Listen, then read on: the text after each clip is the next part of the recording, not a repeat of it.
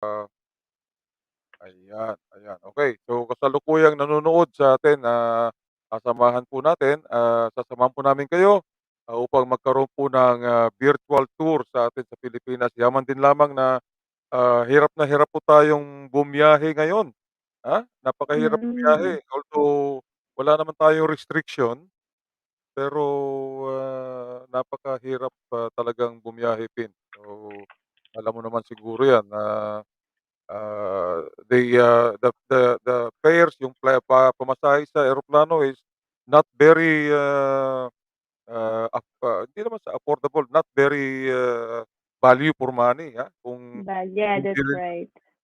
kung if you're not going there on a business reason or work reason, then, it's not really, value for money, parang sayang lang. What about you? Have you had any trips that was, impacted by, COVID-19 pandemic since 2020? Yeah, Meron ka bang actually, I've been needing to go sa Philippines kasi, oh, meron po tayong business doon. yeah. Pero I've been delaying it, but I think this year I really have to go kasi it's been 2 years eh. So, Hopefully, either way, hope yeah, hopefully this year, 'pag nag-subside itong Omicron virus and many people are hoping, many people are uh, hoping that, what you call this, the, Omicron variant will be the last variant, last and, variant. Yeah. COVID-19 pandemic, this will see the end of the pandemic. Okay, so, That's right. we're Sana. hoping that, Sana. biro mo Yeah. na-cancel yung na-postpone yung, boat cruise ni, MLB, si Yeah, Mike that's Venezuela. correct. I was looking Supposed to forward to that. be. Mhm. That's right. Also there was, also a concert, a musical concert in, Williamstown, postponed din. Mm, That, that's right. so all these, all these big events, they could have proceeded with it, but I think yung mga tao ngayon, they are themselves are, very, apprehensive and scared to go out, dahil the Omicron variant is so, transmissible. At, Mm. you know, alam mo ninenerbiyos sa mga tao ngayon konting ubo-ubo lang at saka konting, lagnat-lagnat lang, tatawag na kaagad ng paramedic kaya hindi magka-uga-uga yung, ambulance natin ngayon at, That's right. makaawa ang ating mga health authorities na kung, Mm. minor din lang naman ang nararamdaman na symptoms, ah, Huwag nang isolate yourself. mag-ano. First of all, test for, the coronavirus, test for COVID-19, and then isolate Mm. yourself kung, positive ka. That's right. Instead of, calling in or walking into the, casualty emergency, naku po, baka baka yung, ang iyong pumasok sa'yo, sa Omicron lang, pagdating mo dun sa emergency mahawa ka ng Delta. That's right. Yeah. Okey. Anyway, marami tayong mga pag-uusapan ngayon at, isa na nga dito yung, mga nagba-viral. Itong show natin on Thursday Night Pin, for your info, it's all about, the lifestyles ng mga, kabarangay natin, yung mga ka-Pinoy natin all Mm. over the world, ha. Ah, Mm. we're not discussing anything here of, yung, serious. Although ang Mm. pamumuhay natin sa iba't ibang bansa is also a serious matter that, Correct. we just want to know kung, how do they live, for example, sa North America, sa US, sa Canada, how does people live in Canada, in those parts of the Mm. world. Dito sa Australia alam natin kung paano tayo nabubuhay, but then again, sometimes occasionally there are, slight differences, sa other states, 'di ba? Mhm. That's right. So Kaya i-invite din natin, we plan to invite on this show yung mga ka-Pinoy natin from other parts of, Different country, country. and Mm. later on other parts of the world, siyempre dahil sa time difference, siguro ang gagawin natin Yeah, we will we will record, we will do a record record. interview, 'yan. Mhm. Okay, so we make it, Yeah. convenient for them, not, Mhm. for example sa North America, we're not going to require them to stay up, early in the morning. Mm. Tapos Oo. tayo dito ano, balik ang oras natin na maski na sabihin mong gabing-gabi na rito sa'tin, like today 8 o'clock, I think it's, really early in the morning Yeah, sa US. 4 o'clock Oo, that's siguro right, sa Eastern Time. eastern, coast, oo, sa West Coast. Mm. And, now, let's, have a look at this, itong batang ito na napaka-biba, she's one of the, nagte-trending ngayon ano, sa internet itong batang ito. Well, she's, Hmm. half Filipino, ang mother niya is, Filipina, and then, her father is, British. Okay, so, but the funny thing there is she is very, fluent, Bisaya. Okay, ayan. One, two. Pasayaw ako tay, sayaw lang sa uban. Ikaw may gusto ko, nanong akong nga na may uban. Magsayaw jud daday, sila ko kawa ako'y gusto. Irog-irog, unsayaw rog, irog-irog intanarig jud tay. Kanis maluga kuday, halok lang sa uban. Ikaw may gusto ko, nanong akong ngari na may uban. Maghalit jud daday, sila Mukhang dalawa yung ano niya, dalawa yung kanyang, dance tutor, dance instructor at saka singing instructor Yeah. yung, mother niya at saka yung kanyang, big sister, Yeah.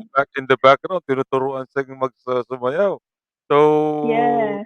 trending sa internet ngayon, this, name is Rian Bertel Buck, ayan. Mm. So, you won't wonder, one of these days, mapapanood mo ito sa mga Yeah, that's major got channels sa talent. Pilipinas. So, oo, napaka napakabiba. Okey. ko Mm. kawa. Si Ate Dancer Galing. Saluyo. Irog-irog, unsay irog, irog-irog intanarig jud tay. Yung mga kiti-kiti. Kanindot, kahain mong masaya day. Atras gamay, Bi. Ako na. Og halululo katay, kanimo wala gitoy gusto, kay kanang imong sinayawan kinaraan. Bira.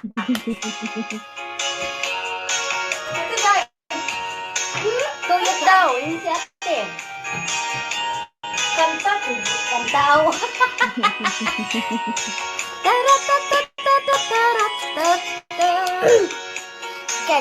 Kanindot, kahadi mong masayagan. Dancer si ate sa likod. Og halululo kagay, kanimo wala gikoy gusto, kay kanang imong sinayawan kinaraan. Pasayaw ako day, sayaw lang sa uban. Ikaw may gusto ko, nanong akong ngayon na may uban. Magsayaw jud daday, lagi ko kawa ako'y gusto. Wow! 75 star from Okay, Yeah. okay, Oh, Ryan ang galing. Bertil Bag, talagang Yes. oo, napakabiba nung, batang 'yan 'no. So, of course, nakakaintindi ka ba ng, Bisaya, Pin? No, actually Bicolana po ako eh. So, iba yung Oo. dialect. Okay. That's good 'no. Marami Yeah. kang mga team members diyan na alam ko marunong mag-Bisaya, eh. So, madali namang maintindihan at Oo. oo. What about have you been to Yeah. But Visayas? yeah, yeah, Cebu? Cebu. I have Oh, been, yeah. wow. It's very nice, very nice. Very, Davao, very, Mindanao pala yun. very, very nice talaga, and, Yeah. in fact, this Sunday, last Sunday is they celebrated the, Senior Santo Ah, yung Niño. sinulog. Oo, yung Mm. sinulog. Naku, so even COVID, cannot stop Senior Santo Niño, 5th Senior Santo Fifth Niño. Senor. Sinulog, Yeah. oo. I think that's Mm-mm. sa Deer Park, I think sinulog din sila diyan. That's Of right. course with, Yeah. strict, Mm-mm. health, measures. Pero dito sa atin Mm-hmm. balewala, eh, talagang, tuloy pa rin ang sinulog, eh. Tignan mo ito, panoorin natin 'to.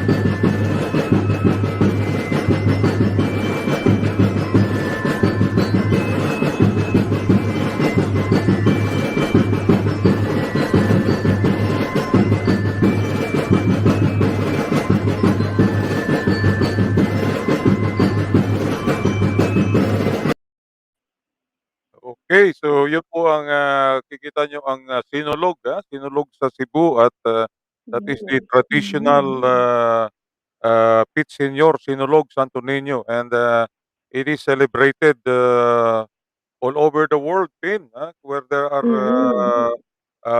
ka-barangay and ka-Pinoy from, the Central Visayas. Talagang sine-celebrate nila 'yan and, you can understand, very ano, very, tawag dito, Mm.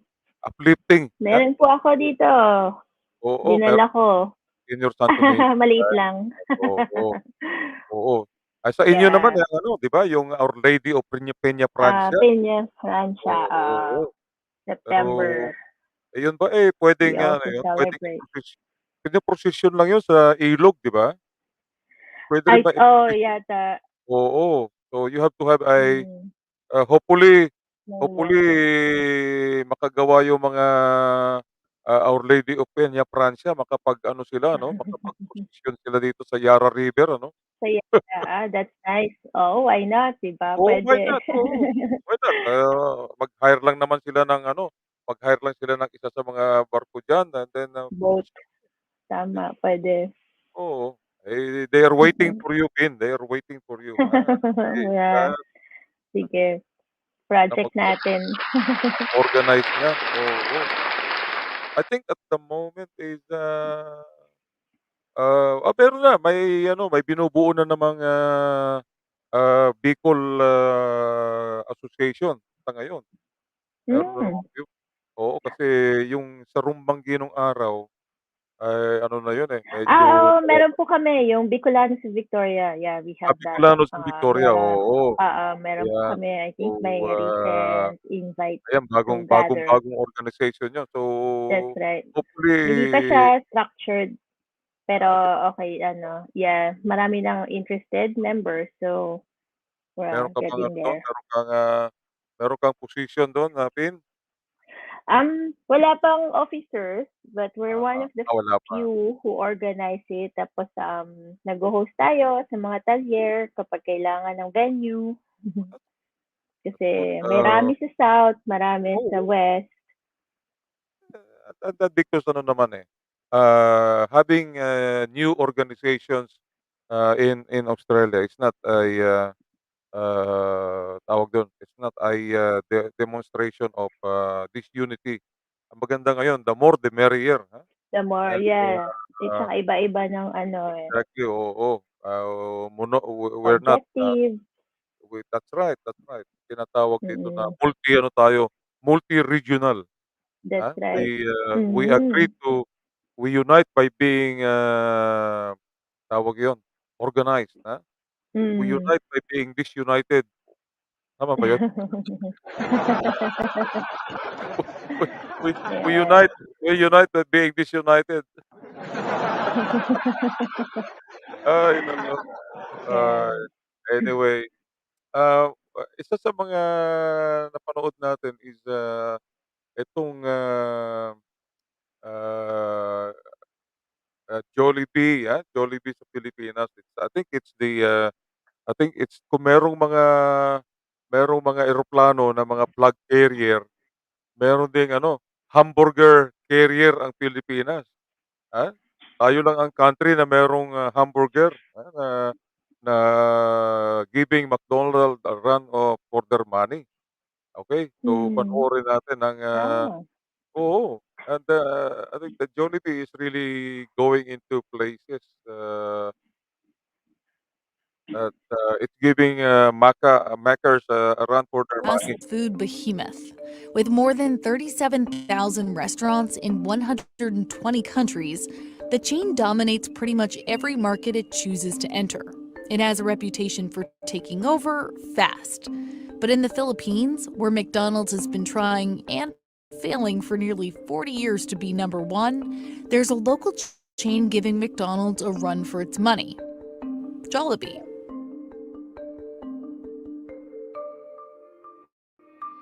Jollibee, came way back in 1978, really established its presence and, captured the market a lot. So then subsequently, when these brands like McDonald's and KFC came in, it's hard for them to really take away the value proposition that Jollibee offered.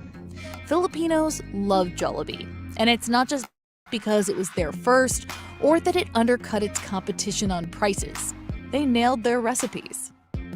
And of course, I think they positioned themselves a bit cheaper than McDonald's. So when McDonald's came in, the difference was maybe 50 cents to $1 for every value meal. So that's how they tried to position themselves. Filipinos love American food, but there's also a twist in it because we like it sweet. For example, we serve spaghetti and they try to make the sauce a bit sweet. The menu covers a lot of ground: fried chicken, french fries, sweet burger steaks, chicken sandwiches, and a spaghetti with a sweet banana ketchup sauce in hot dog chunks.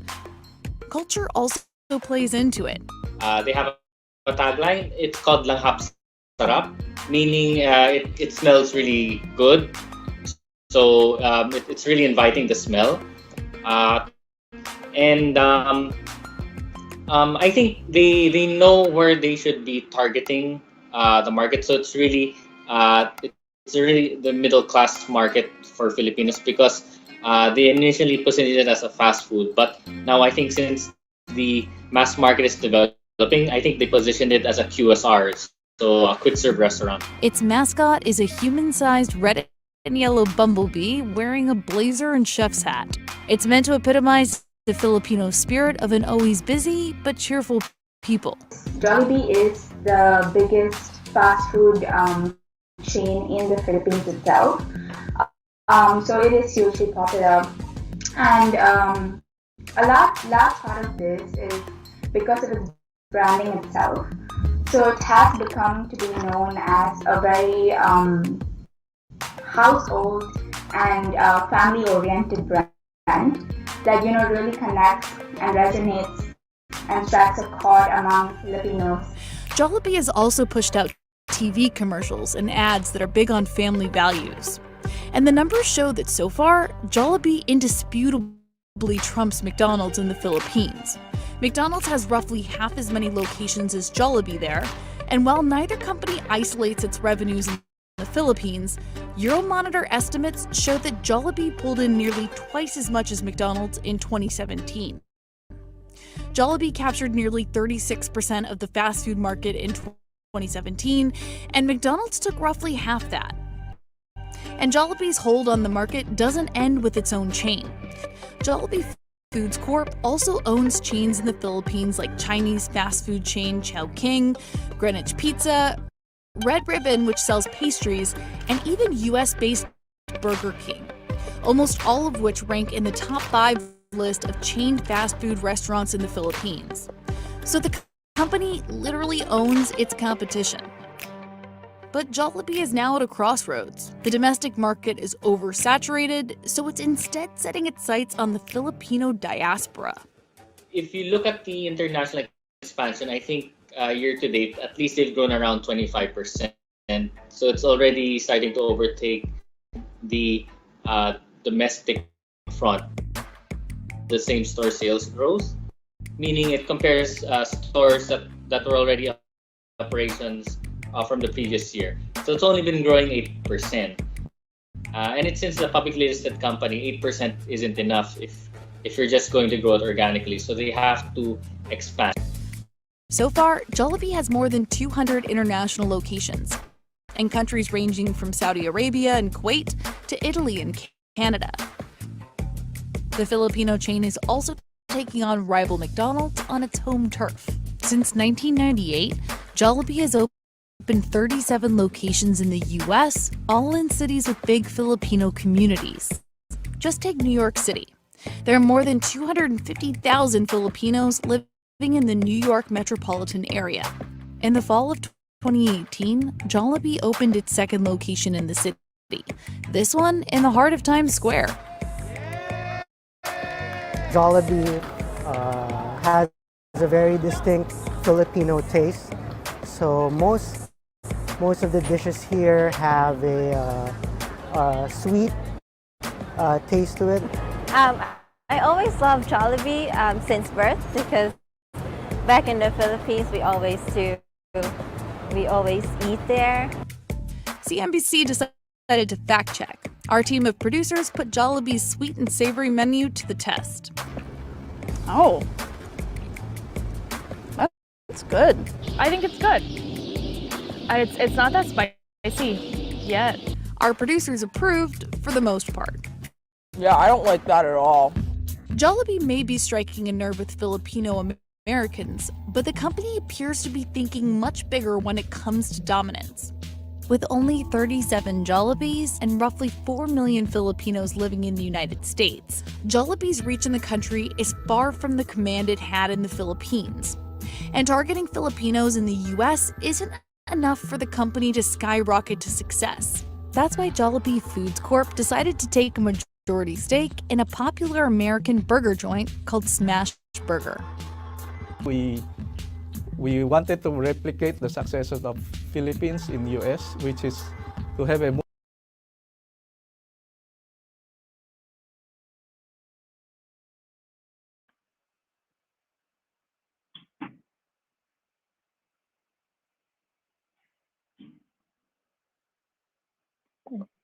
Do you go for ano, ayan, 'pag umuwi ka ba sa Pilipinas, do you still eat McDonald's? Ay, di na po. Jollibee tayo kahit Ayun. araw-araw. Oo, kahit araw-araw. Kasi pagka ano Yeah. ka, pagka umuwi ka dun at mag-McDonald's ka rin, parang, madi-disappoint ka dahil, minsan yung McDonald's na doon maliliit. Maliliit yung Mm. McDonald's nila. So, you were expecting something like, McDonald's na parang dito sa Australia na Mm. malalaki yung mga tawag nila, yung mga Big Mac, ang Mm. Big Mac natin sa Pilipinas maliit. So, Maliit. parang madi-disappointed ka. Samantalang pagka Jollibee, ay at least alam mo na gano'n lang kalaki ang Jollibee, Filipino. That's right. So, pagka nabibitin ka ng konti, doblehin mo na lang yung Jollibee mo, ayan. Okay. At saka ano, marami silang, mga offered na mga pagkain, other The than variety. burger. Mhm. Oo. Ah, Nakakapagtaka lang That's right. talaga bakit hindi sila makapasok-pasok dito. Nakapasok na sila sa Canada, meron na sila sa Canada, Mm. sa Dubai, meron na ring, Jollibee sa Dubai, ah, That's ah, right.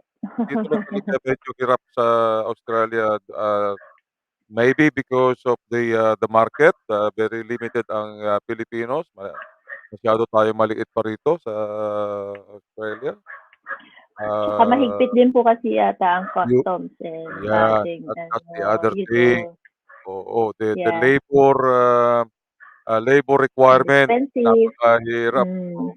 hindi affordable para sa management ng Jollibee, 'yan. So, gagawa na lang siguro ano, saka maraming ano rito, maraming mga, kakumpitensya, na mga other than McDonald's merong mga other kompetensya na hamburger chain. Mhm. So, That's siguro right. napag-aralan ng ano 'yun, napag-aralan ng management 'yun na it's too early, na pumasok sa Australia. But anyway, 'pag dumami ng We'll dumami see. tayo rito, makakauwi na rin tayo. In the At, future, yeah. in the future, you never know, you never know at, Yeah. hopefully, makaisip sila ng ano, makaisip sila ng, frozen Jollibee. Frozen Jollibee tapos pagdating sa ano, ano, ibebenta 'yun sa mga Filipino stores natin and then, Filipino. puwede siguro nating ano 'yun, puwedeng i-reheat na lang sa, air fryer. Naku, ewan ko kung puwede yung gano'n 'no. Ay, yung ano mo ba, yung mga chikiting mo ba, are they fond of, mga ano, mga junk food, something like that? Yung junk food, Ngayon fast okey food, lang, hindi na ano, fast food, okey fast naman. food. They All the still every so often, they still crave for it. Pero as they grow up, medyo nag-iiba na and they get more educated na oo, yeah. educated and healthy eating, Yeah. educated and Mm, healthy eating, yun ang kailangan natin. yeah. Buti na lang ikaw, hindi ka mahilig sa ano, sa tawag dito, sa mga fast food na 'yan. So, Hindi naman po. Pero eh, Jollibee is Jollibee, siyempre. Jollibee is Jollibee talaga. We grew up to the taste of Jollibee, Jollibee, talagang, that's right. oo. Eh, Mm. by the way pala, are you a fan of tennis? Do you like watching tennis? Yes. I at least I follow Australian Follow Open, tennis, oo. Alam mo ba bakit alam mo kahit bakit papaano. na alam mo bakit pinauwi nila si ano, dineport si Novak Djokovic? Si Novak. Oo, alam mo ang real Yung sa reason visa? bakit, real reason No, why dineport ng Australian government si Novak Djokovic. Kasi if 'di no. ba si Novak talagang confirm na ano 'yun, confirm na he is an anti-vaccinated, 'di ba?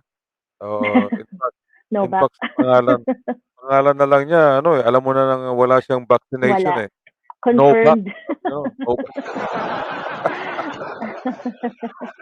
Eh, siyempre Confirmed. 'pag oo, 'pag pinalaro siya, 'pag pinayagan siya ng federal government na makalaro sa Mm. Australian Open dito sa Melbourne, can you imagine lahat ng mga close contact niya kailangan Mm. naka-PPE, yung mga ball, pulot boys, they will be wearing, PPEs like this, ayan, kita mo 'yan. PPE. Ayan, yes, pag, pagka natuloy si Yeah, Novak yung mga they have pobreng, to yung pray. mga ball boys naka-full, ano, full PPE talaga. Ay, ayan. So sabi kay kaysa maging, risky siya sa mga locals dito, inano na lang, Mm. dineport na lang siya. Talagang, ano, talagang, dineport ng, hinanapan ng, butas ng, federal government na ma-deport siya, Ayun. So, una sa yung magistrate court, ano tawag dito, in-upheld yung visa niya, ni Mm. Djokovic. Oo. Pagdating sa federal court, which is, Federal court the higher court ng Australian, legal system, in-upheld nila the right of the government to to reject. reject it dahil, nag-ano nga naman siya, misrepresentation sa kaniyang, in-answer na, entry card, 'no? Importante yung mga entry card na yun kasi Hmm. oo, kailangan, mga kabarangay natin pagka kayo nagfi-fill up ho ng entry card, kailangan tama ho yung sagot ninyong ilagay kasi puwede kayong ma-penalty diyan, mabigat ho ang penalty diyan, Sabihin Mm. niyong ano, sabihin niyo na, may dala kayong ano, sabihin niyo, bagoong ang dala niyo, sasabihin niyo na ano, na Ang bagoong tapos sasabihin niyo na ano, na tawag dun pickled fish. Mali mali ho yun. Hindi hindi ano, yung bagoong hindi pickled fish yun, ayun. Pero actually yung mga dried fish na yan, nung araw let's say going back to 25 years ago, napakahigpit ng ano diyan, napakahigpit ng quarantine, yung Ah. mga dried fish na yan, napakahigpit. Pero ngayon 'pag may dala kang dried fish, which of course not too many of us anyway carry dry fish naman sa ating mga dried fish, yung mga tuyo sa ating maleta dahil, of course number one mangangamoy yung mga damit. Number two, readily available naman yung mga dried fish sa ating mga Asian stores ngayon, ayan. So, Yeah. what's the point na magdadala ka ng dried fish, ayan. So, Mm. nung araw talagang, mahigpit ang, Australian government diyan. Yeah. Ikaw ba oo, ikaw ba naka-experience ka na ma-intercept yung, mga, ano mo, yung tawag yun, yung mga goodies na dala mo pabalik dito Mm. sa Hin Australia? Hindi naman kasi I think over You the don't? last 15 years na nandito tayo, we know more or less. Pero never po akong Never ka nagka-issue. pa, oo. Kahit Yeah, tayo 'cause I nakaranas tayo don't diyan wanna get minsan yung aking, caught up. oo, yung dala kong, buko pie. Naku, Ah, sayang na yeah. sayang yung Masarap buko pie yun. na yun. Oo, masarap yun. Eh, kasi buko pie wala namang ano dun, wala namang mga ano yun, walang mga tawag dun, you thought walang mga ingredients. Eh, nung pagdaan ko sa quarantine, tinignang mabuti nung mama, yung ano, nung quarantine inspector. Nakita niya merong ano, nakabalot pa kasi dun sa packaging. Yeah, Eh, ano pa naman the yun, brown. imported for ano, for export quality ng buko pie galing pa sa Calamba, sa Laguna. Mhm. Sabi ko, naku, pagdating dun, nakita merong kasamang, keso at saka dairy, patay na. Yeah. Eh, ano na-intercept, hindi na nakalusot sabi ko. Eh, sayang na sayang yung buko pie. But now, I think meron ng gumagawa dito ng buko pie ngayon sa atin dito sa Meron, opo. diyan yata sa taga-West ano, alam mo ba yun? Ay, yeah, Eh, naka-order na ako sa order ka na? ano, sa Oo, yeah, wow na wow, Good, oo. At masarap. bale pagka ano yun, do they deliver o puwedeng pick upin sa kanila?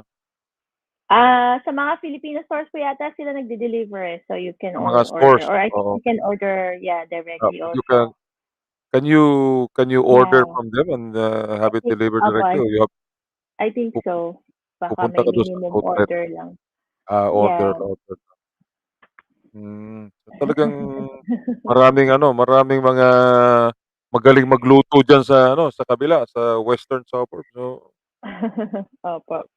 although dumadami-dami na rin dito sa kabila, sa west, may mga Filipino, tawag dito, entrepreneurs na rin, they do a lot of, Mm, cooking, actually yung, okay. the best, empanada, in Melbourne, can be found dito sa may amin, ayan. I think we have the title of, having the best empanada maker in all of, Victoria, taga rito sa amin. So, kaibigan natin 'yan, Mm, BFF nice. natin 'yan, okey. So, ayan, okey, okey, Sige po. ayun. So, ano natin 'yan, kabarangay natin Thank 'yan. thank Ikaw you ba for having me po. sige. Yeah. Ah, okey, Mm, meron ka bang, appreciate po. oo, sige.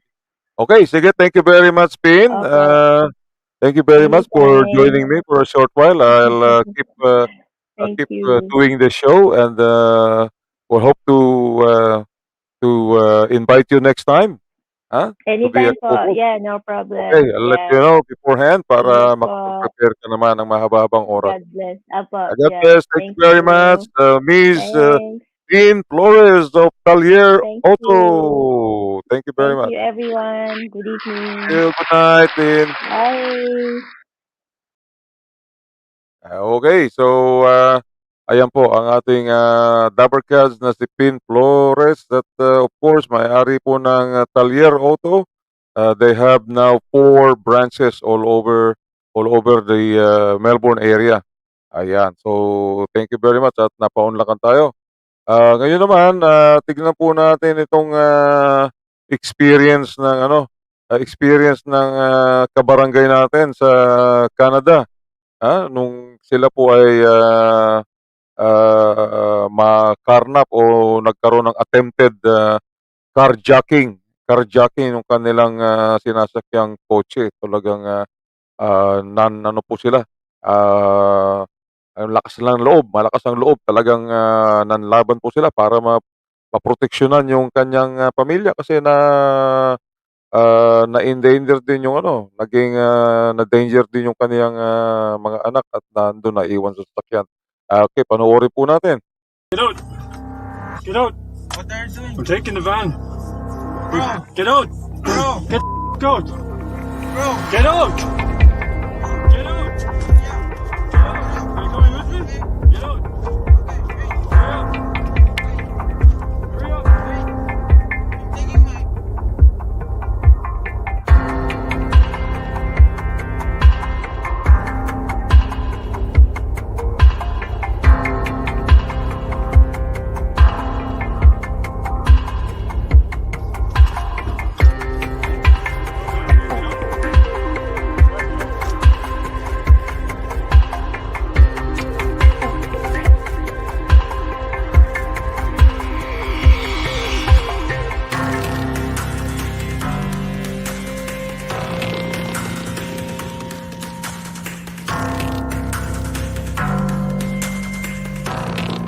Get out! Get out! What are you doing? I'm taking the van. Bro! Get out! Bro! Get the out! Bro! Get out!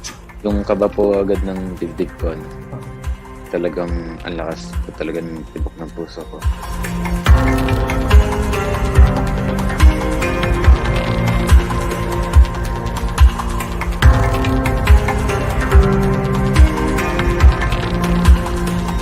Pagdating ko, parang tatakbo na eh. Sumabol ako, kumapit ako hanggang nahawakan ko siya sa katawan. Pero pumigla siya, tapos nawakan ko sa mukha.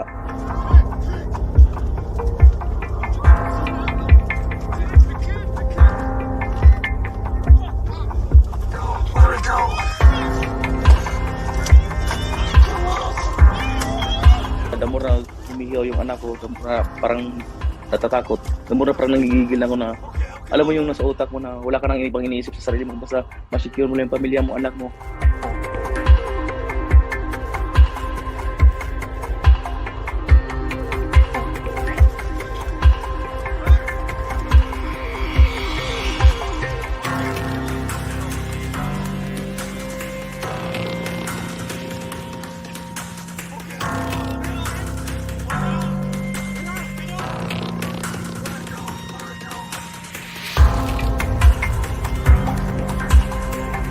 Okay, I'll get out! I'll get out!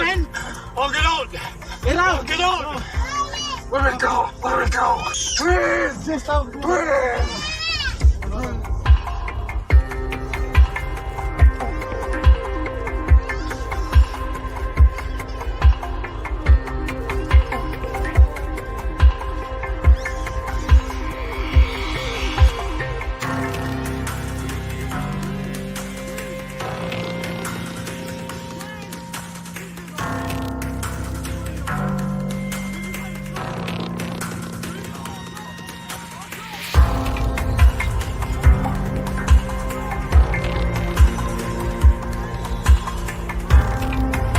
Hindi ko siya papatawarin sa ginawa niya. Kung hindi ako nakasakay, hindi ako nakakapit, paano na lang sakasakali kung ayun, nakaalis sila. Siyempre alam niya na tumatawag. So, paano kong gagawin sa mga anak ko? Okay, I'll get out! I'll get out! I'll get out! Get out! Get out! Let it go! Let it go! Twins! Twins!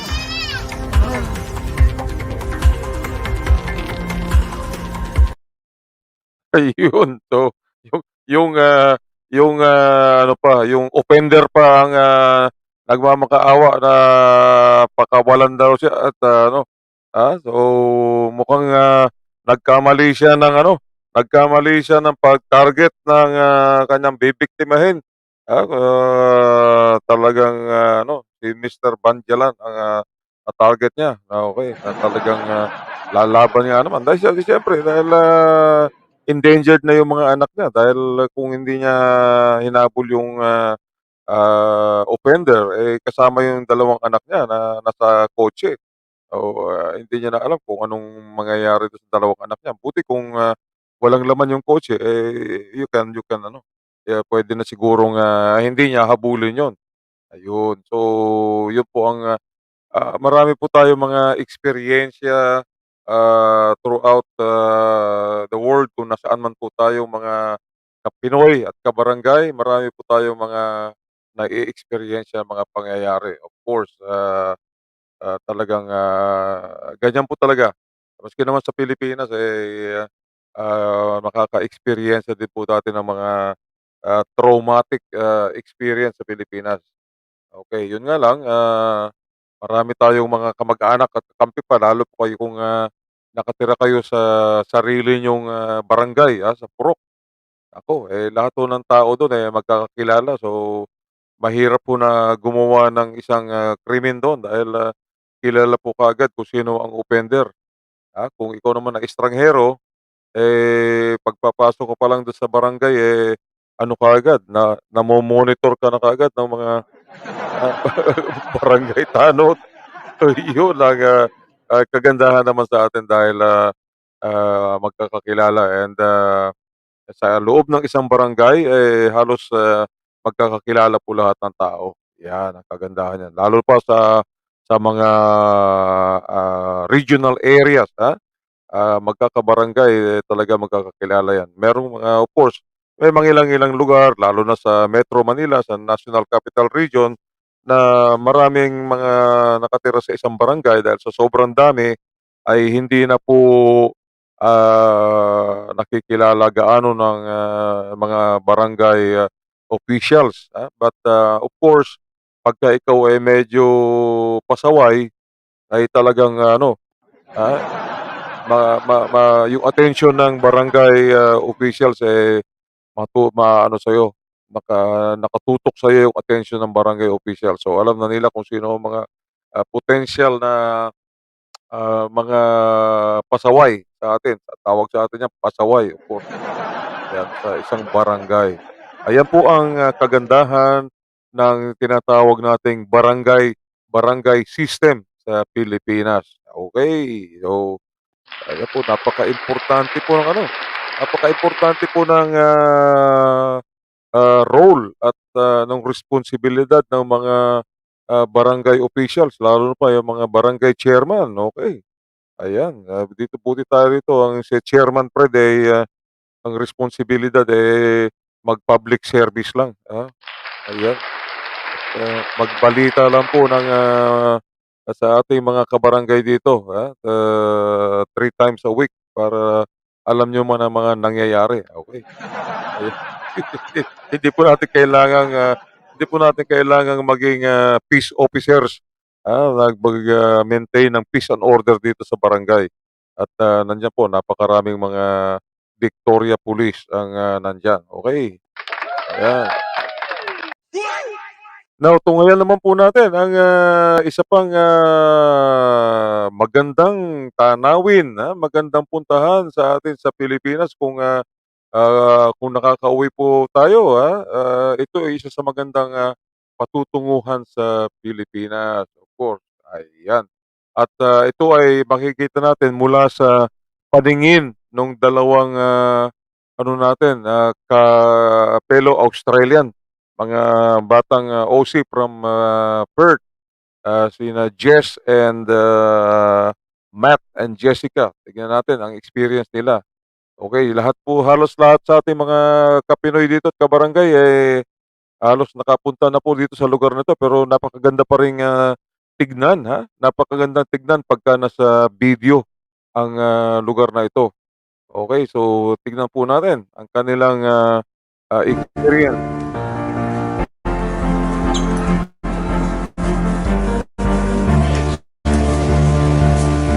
Alrighty guys, it's like 6:30 in the morning. First flight to get us to the Philippines. First to Kuala Lumpur.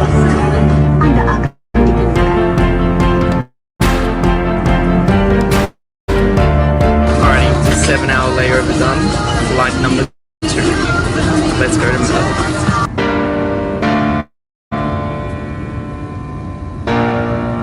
Ladies and gentlemen, we have just landed at Pinoy International Airport. So when we arrived in Manila, we heard that the Philippines has some of the largest malls in the world, and just down the road from our hotel is the 11th largest mall in the world. It's called the Mall of Asia. There's over 600 shops here, over 200 restaurants to eat at, and we just knew it's down the road. We have to go check it out because I think this is going to be the biggest shopping center we've ever been in.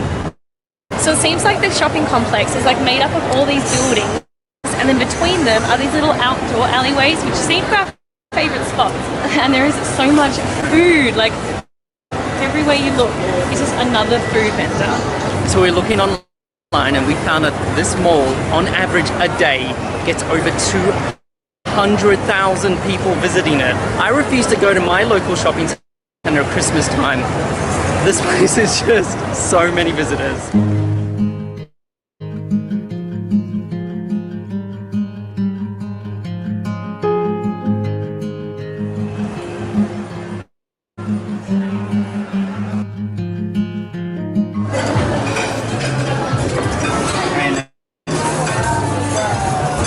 Wow. So we just come down to a restaurant right near the water called Seafood Island. And here they serve something that's very Filipino. They call it a boodle fight. And back in the day during the military times, like during the war, what they would do with the Filipinos is the military, they would all sit down and eat at one big table.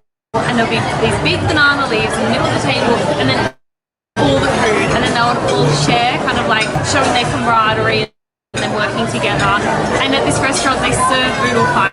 And wow. So here we've got garlic rice, garlic Bengus belly, grilled squid, sauteed mussels, kinlaw na tengugi, grilled tuna penga, steamed crab, ensaladang manga, gambas, lang mixed seafood binacol, and crispy dulong. Literally when you realize you've probably ordered too much food. Well, this was for 3 to 4 people because they didn't do. Oh, naku, kita niyo po talagang, makatululaway ang, pagkain, nai-order ng dalawang ito. Dadalawa na sila, ewan ko kung mauubos nila 'yan, pagkain na 'yan, ayan. So, 'yan po, from the eyes of, 2 young, Australians, from WA po itong si Jessica and si Matthew. Ayan, okay. So, thank you very much, Jessica and Matthew, for showing us your experience, in, Manila. Okay. Ayan. So, talaga pong, talaga namang, mami-miss natin ang, Manila dahil diyan sa mga experience na 'yan ni, Jessica and Matthew. Ngayon ay panahon po ngayon ng panahon ngayon ng, pakwan, pakwan at, meron pong, style ng, pakwan, paano pagbukas ng pakwan sa atin sa Pilipinas. Okay, so, tingnan po natin 'to, trending po ito, nagba-viral kung papaano dapat, buksan ang pakwan according to Mrs., si Mister, ibang style niya ng pagbubukas sa pakwan. Yung pala, napakadaling, may paraan si Mrs. na buksan ang pakwan. Okay, panoorin po natin. Uy, pakwan! Sandali, mami. Ako ang babak niyan. Hawakan mo, hawakan mo. Kakamay ko yan. Oo, kinakamay ko lang yan. Buko nga eh. Pakwan pa. Oh, hawakan mo.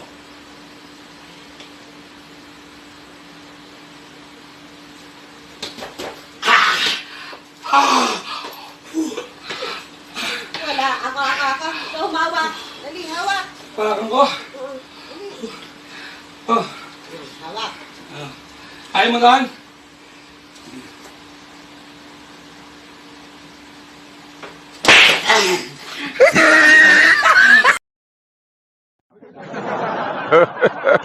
Ayun. Mas matigas pala ang ano. Iba pala ang style ni Mrs. Pagbubukas ng pakwan. Nako naman. Oh. Huwag niyo pong ano yan. Ha? Do not, payo po natin yan sa mga mag-asawa. Do not do this at home. Ayan. Okay. At baka kayo ay mauwi sa awayan. Ha? Sa Pilipinas lang po pwedeng gawin yan. Sa Pilipinas lang po. Ayan. Okay. Ngayon naman, ay yung mga naghahanap po ng ano, naghahanap ng tawag dito ha, yung mga alam niyo ba kung paano hatiin ang hilaw na itlog? Ayan, isang lugar lang po dito sa buong mundo ang may nakakagawa na hatiin ang hilaw na itlog. Yung lutong itlog, madali po 'yun, napakadali pong isplitin ng lutong itlog dahil matigas na 'yun eh. Pero yung hilaw na itlog, ha? Kaya nyo ba bang hatiin yun? Ha? Kaya panoorin po ninyo.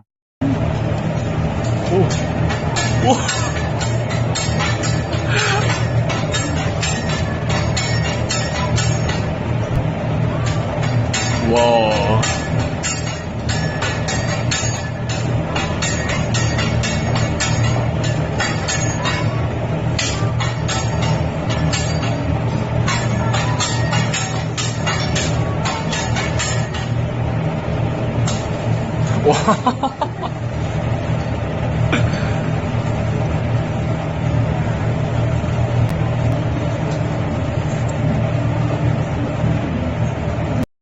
Ayan, okay. Ha? Ako. According to the record, isang ano lang daw po, isang chef lang daw sa Shanghai, China ang kayang gumawa yan. Pero I think kayang gayahin ng Pinoy yan. Ha? Kayang gayahin ng Pinoy, okay? Ayan. Okay, so hintayin po natin. Magre-research po tayo kung merong nakakagawa niya na Filipino chef. Lalo pa yung mga yung mga galing sa mga cruise ship. Palagay ko may makakagawa niya na Pilipino. Okay, abangan natin sa susunod na palabas na ating BFF Global Pinoy Show. Okay, now, ito naman. Ay may mga birthday po dyan. Ito pong alay namin sa inyo.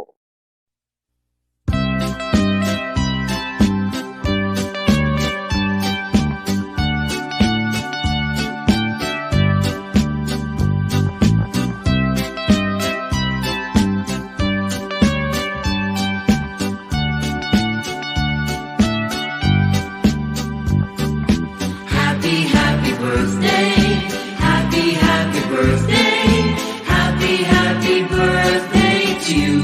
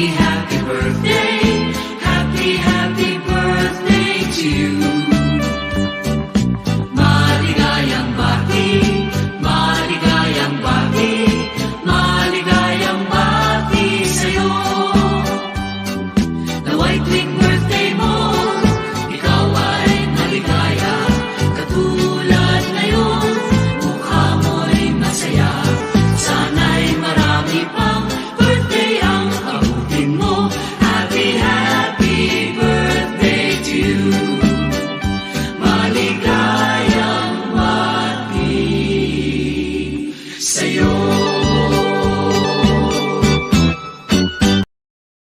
Okay, the one and only birthday natin ngayon na ating napag-alaman is Miss May Mandap, ang bunsong princess ni Attorney Kili Anton Mandap, ang ating pong mabait na Deputy Consul General. Okay, happy birthday, May!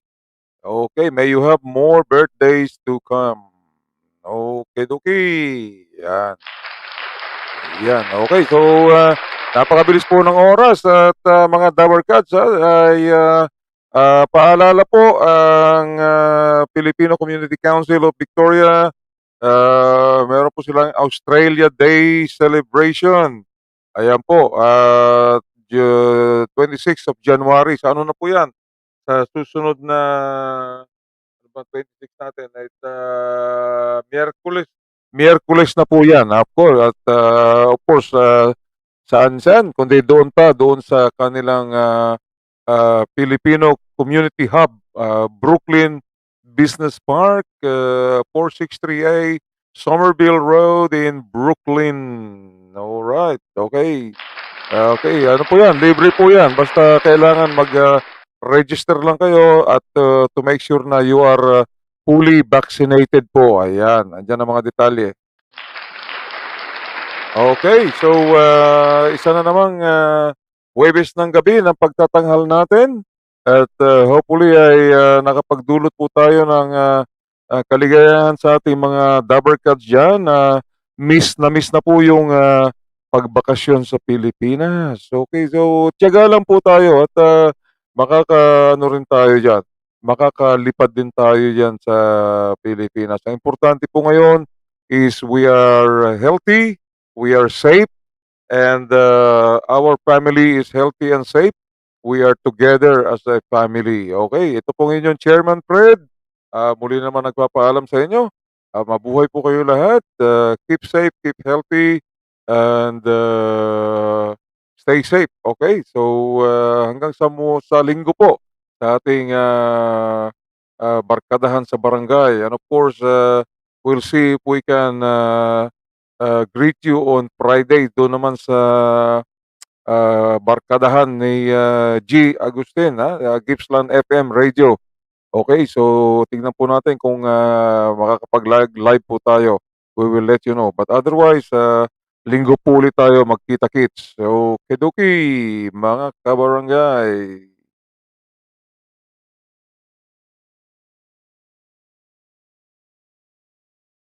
Come fly with me, let's fly away. If you can use some exotic booze, there's a bar in Subic Bay. Come fly with me, let's fly away. Come fly with me, let's float down to Cebu. In Alabang, there's a one-man band and he'll toot his flute for you. Come fly with me, let's take off in the blue. Once I get to Tagaytay, where the air is rarefied, we'll just fly with a semi-glide. Once I get to Boracay, I'll be holding you so near with my beer. The locals cheer because we're together. Weather-wise, it's such a lovely day. Just say the words and we'll beat those birds down to Manila Bay. It's perfect for a boodle fight with friends, they say. So come fly with me, let's fly away. Once I get to Paris,